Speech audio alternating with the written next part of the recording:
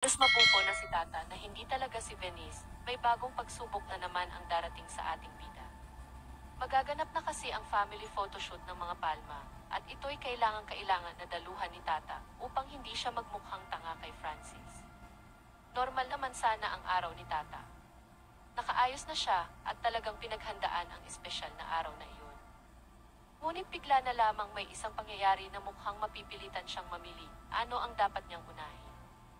Tumanggap siya ng isang tawag na nagpapahayag ng masalimuot na balita. Aksidente raw ang nangyari kay Maymay, isang malubhang aksidente na napalapit na rin sa kanilang pamilya. Kaya't agad siyang kailangang magpunta sa ospital upang malaman ang kalagayan nito. Kaya naman, mas pinili ni Tata na magmadaling puntahan si Maymay sa ospital. Kaya't hindi siya nakadalo sa family pictorial ni Francis at ng kanyang pamilya.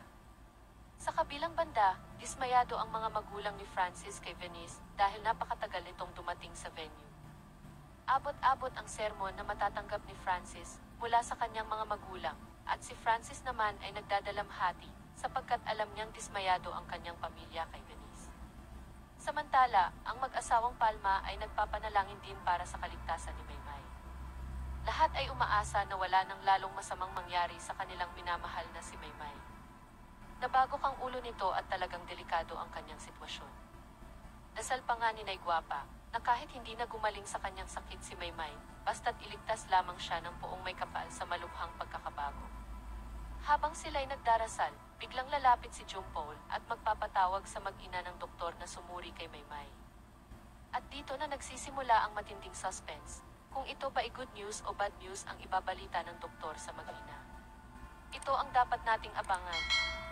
NB Ilonggo Girl, dahil sa cellphone ng ating bida na si Tata, akala niya ay hahalikan siya o may gagawing masama si Francis sa kanya. Ang totoo ay pilit lang inaabot ni Francis ang cellphone ni Tata.